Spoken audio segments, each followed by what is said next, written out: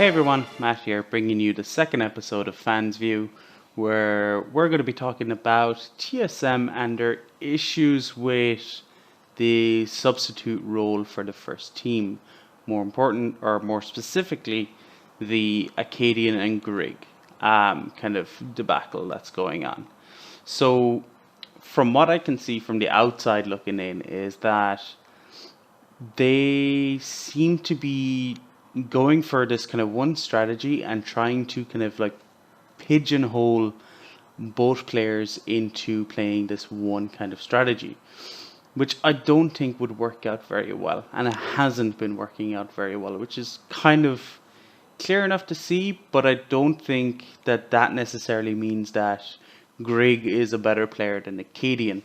Now, during LCS this weekend, or last night I should say, the desk were kind of saying that it seems to be that Grig is kind of fitting in better with the team rather than Acadian. Now, while it seems that way because, they've both been playing Hecarim in similar comps, and Grig has won both games where they've played that kind of style.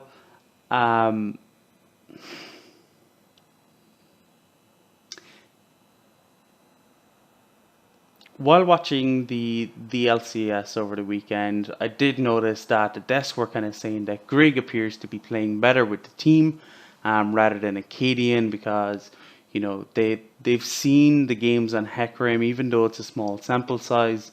They've kind of been able to, from their view anyway, it seems that they're able to tell that Grig seems to be playing better than Acadian at the moment and maybe fitting in better with the team, but I don't quite see it that way. I see it as though TSM are not looking at the substitute role in quite the correct kind of view, in my opinion anyway. What I would have liked to see them is have two different kind of play styles and maybe strategies that they can play with different junglers, so that when they're going into like the LCS during the weekend, they can switch up their styles depending on who they're playing against and what might work better against different teams. We kind of saw this with Cloud9 when they had, Blabber, Svenskeren in the jungle and then Jensen and Gold and Glue in the mid lane. Now, I do understand that they haven't really done that since summer of last year, but again, they did show what could be done when it's done correctly.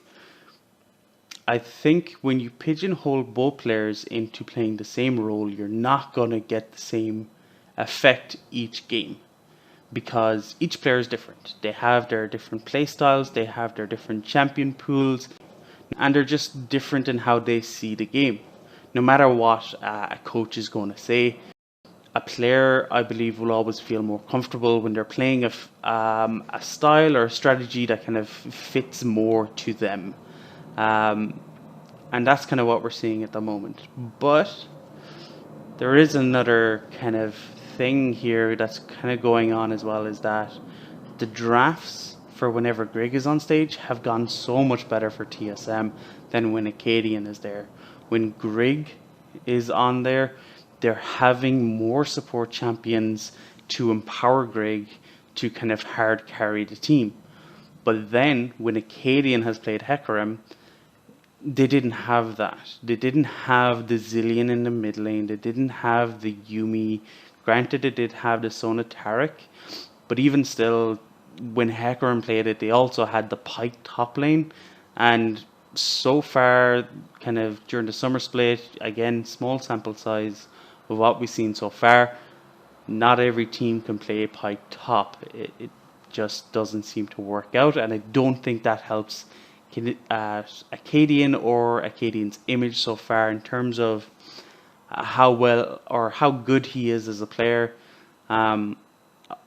It just doesn't help things, and I think this might do more damage than they necessarily think. I definitely think Akaadian is probably more of a confidence kind of player. We saw last split, they were getting results, they were playing an awful lot better, and Akaadian was kind of, seemed to be like the forefront of that. he seemed to have more of an impact than when Grig was starting as of summer last year, but summer of last year was a whole different kettle of fish. I don't think that TSM should be doing what they're doing in terms of forcing a strategy on both players. They should take a step back, look at what C9 did, and look at how they kind of incorporated the strengths of the players and the playstyle of the players in with their game day strats. They would work things out in scrims, and players would get used to playing with each other and everything like that. And I think it helped out an awful lot more, rather than having Blabber and Svenskeren, in C9's case, play the same style with Jensen no matter what.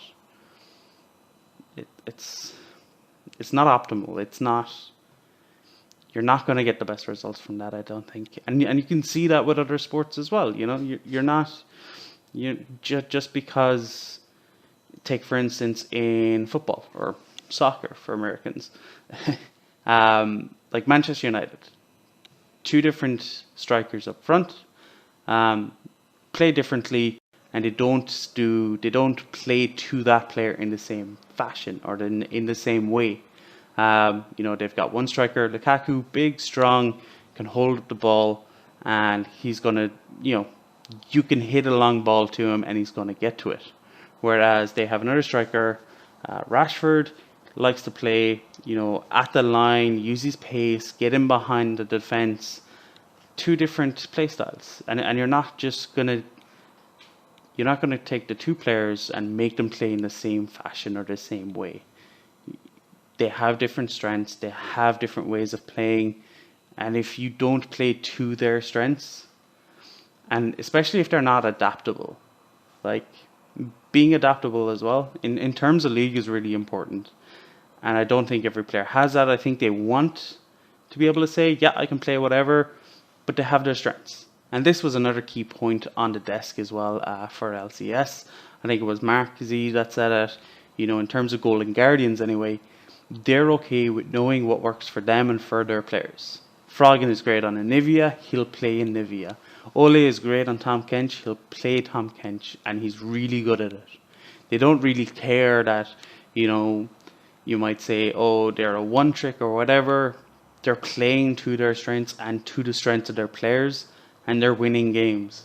Again, small sample size, but it's something to actually look into and think maybe TSM aren't going about the right way in terms of how to utilize the two junglers that they have and getting the best results from them.